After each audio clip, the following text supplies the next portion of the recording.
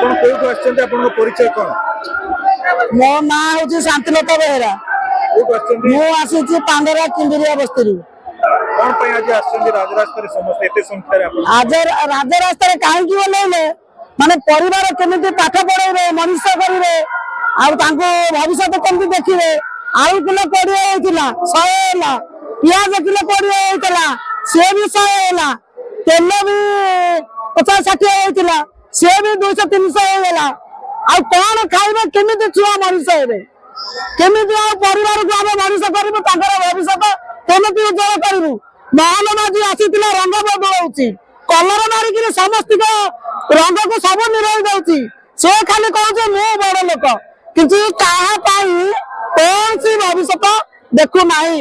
ସେ ଖଣି ଚୋର ଖଣି ଚୋରି କରୁଛି, ସେ ଚୋରଟା ଲୁଟିକିରି ନେଉଛି, ସମସ୍ତଙ୍କର ଭବିଷ୍ୟତ ଅନ୍ଧାର କରୁଛି, କିନ୍ତୁ ତାକୁ ତୁରନ୍ତ ହଟେଇବା କଥା।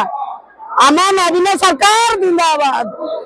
ସରକାର ତ କହୁଛନ୍ତି ବହୁତ କିଛି କରୁଛନ୍ତି। ହଁ, ନବୀନ ଯୋଉ ଦିନ ତ ଗଲାଣି, କିନ୍ତୁ ଆମ ଛୁଆ ପିଲାଙ୍କର ଭବିଷ୍ୟତ ଅନ୍ଧାର ହେଇଗଲା। ବର୍ତ୍ତମାନ ଆମ ପରିବାର କାନ୍ଦୁଛୁ, କଣ ଖାଇବୁ, କେମିତି ଖାଇବୁ, ପଇସା କୋଉଠୁ ଆସିବ।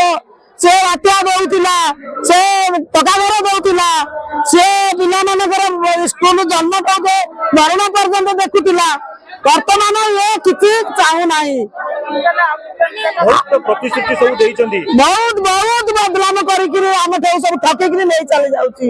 ଏପଟେ ସୁଭଦ୍ରା ଯୋଜନା ବଢେଇ ଦେଲା, ସେପଟେ ଠକି ନେଇ ଯାଉଛି ସବୁ ରେଟରେ। ସିଏ ବହୁତ ହଇରାଣ କଲାଣି, ତାକୁ ତୁରନ୍ତ କେମିତି ହଟାଯାଉ। ଏବେ ଯଦି ଆଉ ଥରେ ଇଲେକ୍ସନ କରାଯାଏ କିଏ ଜିତିବ? ନବୀନ ଆସିବ, ଜିନ୍ଦାବାଦ। ନବୀନ ପଟ୍ଟନାୟକ ଜିନ୍ଦାବାଦ।